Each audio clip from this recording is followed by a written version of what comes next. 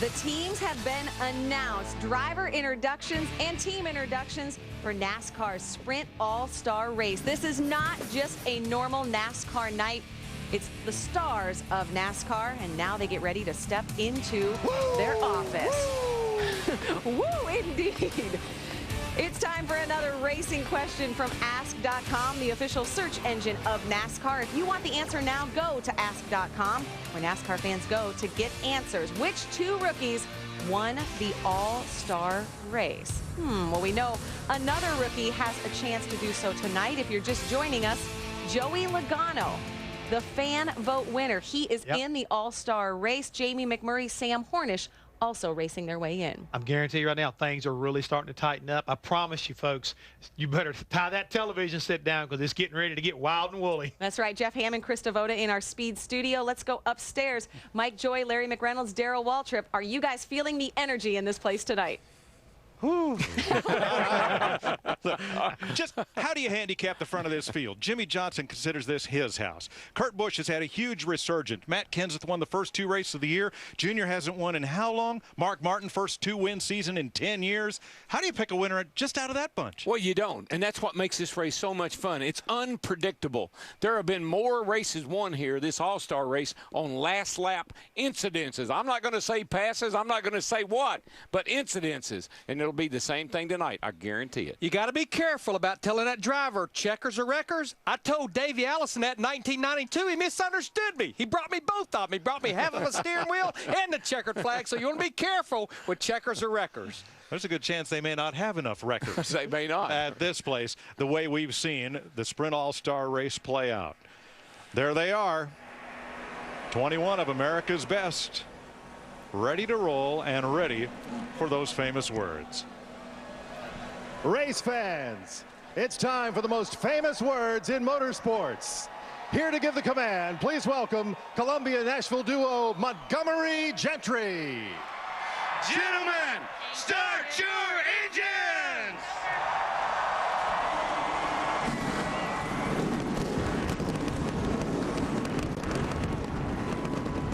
The engines have fired and the fireworks are in the sky. Will we see fireworks on the track? You have to stick around. The All-Star Race, NASCAR's biggest night, about to unfold. Don't go anywhere.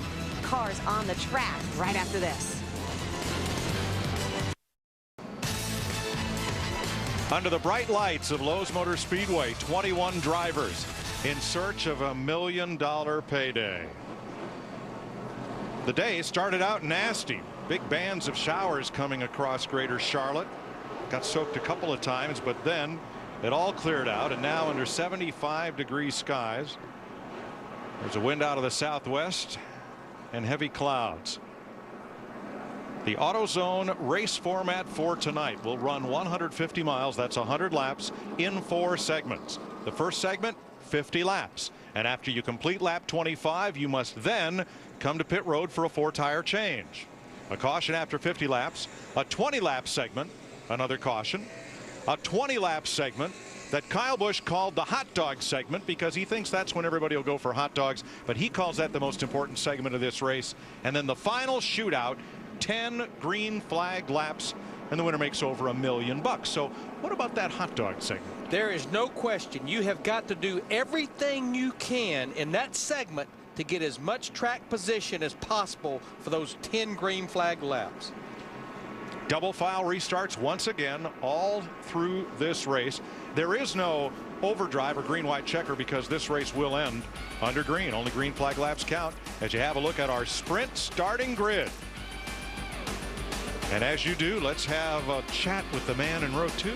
Yeah, speaking of hot dogs, Dale Jr., it's a DW. Got a copy, buddy?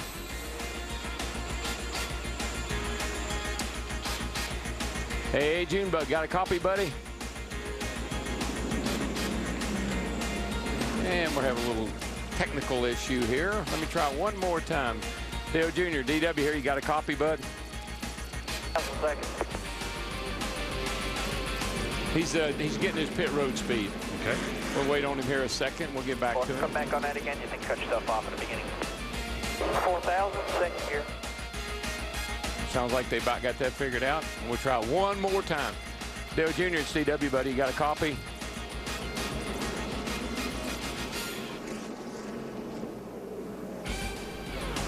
Well, Darrell, we'll let them get their business done. We'll talk to him in a little while. Okay. He's getting ready to race for $1 million. But that pit road speed is so important, mainly because, Mike, that pit stop you talked about at lap 25, that's a green flag pit stop. And I think that there's going to be so much determined. I think we're going to have a lot of problems and penalties on that 25 lap green flag stop. Now, if for some reason we're under caution at 25 laps, when we go back to green, the mandatory stop would be the third time by once we go back under the green flag. 21 cars on pit road all at one time for 4 tires.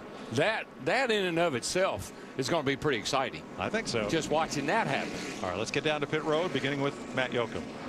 Mike, tonight, if you're Kyle Busch and the M&M's team, it's a combo platter of agendas. Now, if you're Kyle Busch, every race is an all-star race, and he wants to score a W to add to his racing resume. He led the most laps in this event a year ago and then had a motor problem. If you talk to his crew chief, Steve Addington, they're trying a few new things tonight to use as an opportunity to maybe find something better for next week's marquee event, the Coca-Cola 600.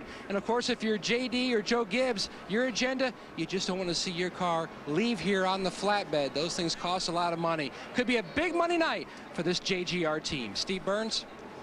Well, Matt, Jeff Gordon is a big money driver. He's won this event 3 different times. His crew chief, Steve Letarte, said this is a setup that we've never even practiced. It's a Texas setup on steroids. We just hope it has enough grip. Dick Berggren. Well, if Larry McReynolds is right, and he probably is, that the pit crews are going to play an important role in the win for this race this evening, give the advantage to these guys. They work for Matt Kenseth, and many think this is the best team on pit road. Kenseth himself starts in the 3rd position tonight. He is a past winner of this event.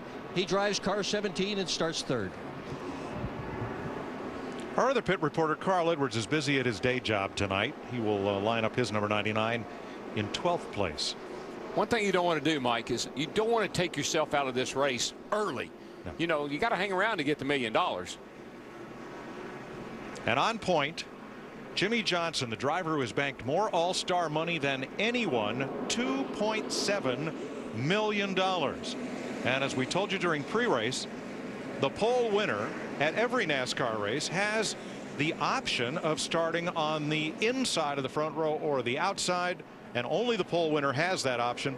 Johnson's chosen the outside. Yeah, and you don't do that very often, but there are cases like here tonight where we see off turn 2 seems to have a huge advantage. Makes good sense if he can beat the 2 car to the corner.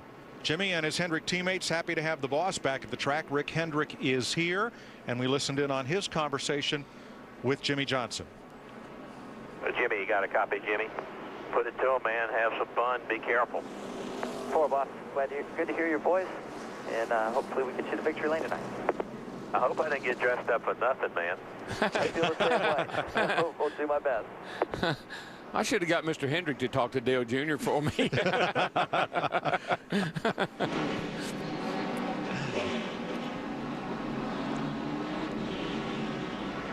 50 laps, segment 1. After they complete 25 laps, each driver must immediately then come to pit road for 4 tires. All restarts double file, and the leader at the end of this segment gets a $25,000 bonus. That adds as much to this race as anything. All restarts double file all night long. I love that. That's short track America Saturday night at its best. It makes so much sense, and it's really a rule I wish they would apply all year long, not just in a special event like this.